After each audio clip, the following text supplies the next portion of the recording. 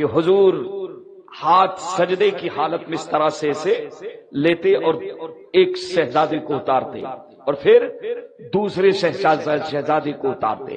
اب ایک بات بتاؤ بابا کہ نماز میں اگر کوئی عمل کثیر کر لے تو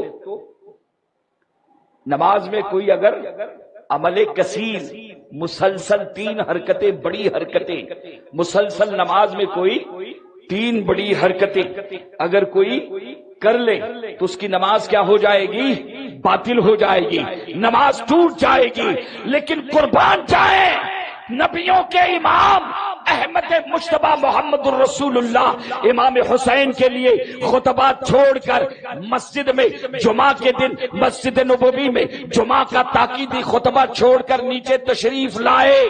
عمل کثیر ہوا، خطبہ منقطع ہونا چاہیے تھا، لیکن شہزادے کو لیا اور وہیں پر ممبر پر چڑھ گئے اور وہیں سے خطبہ کنٹینیو۔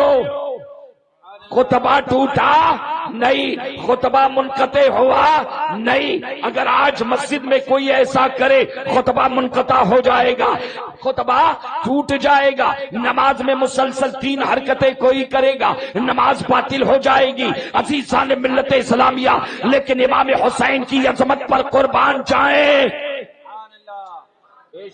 اور تسبیح، کتنی تسبیح پڑھ سکتے ہیں آپ سجدے میں؟ کتنی تسبیح پڑھنے کی آپ کو اجازت ہے؟ ارے بعض روایتوں میں 70، اگر ہم نماز میں 70 تسبیح پڑھیں، ہمارے لیے اتنی تسبیح پڑھنا جائز نہیں ہے، ناجائز ہم نہیں پڑھ سکتے۔ لیکن عزیزان ملت اسلامیہ، امام حسن اور امام حسین کا مرتبہ اور مقام تو سمجھے، سمجھانے والے اللہ کے رسول ہے اور پہنچانے والے نبی کے صحابہ ہے، نبی کے صحابہ ہے، نبی کے صحابہ ہے۔ وہ حضرت ابو ہریرہ فرماتے ہیں کہ حضور نے اپنے دائیں ہاتھ سے ایک شہزادے کو اور بائیں ہاتھ سے دوسرے شہزادے کو اٹھارا، عمل کثیر بھی ہو گیا، عمل کثیر بھی ہو گیا۔ عزیزان ملت اسلامیہ، لیکن نماز باطل نہیں۔ خطبہ روک دیا، نماز باطل نہیں۔ آخر وجہ کیا ہے؟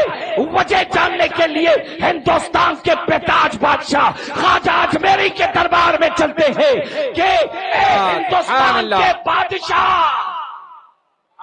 غریب نواز ابن بطول عطائے رسول، آپ بتائیں کہ آپ کے نانا، آپ کے جد کریم امام حسین سجدے میں سجدوں کو طویل کیا جا رہا ہے، بظاہر عمل کثیر بھی سمجھ میں آ رہا ہے، آخر نماز نہ ٹوٹی، آخر خطبہ نہ ٹوٹا، وجہ کیا ہے؟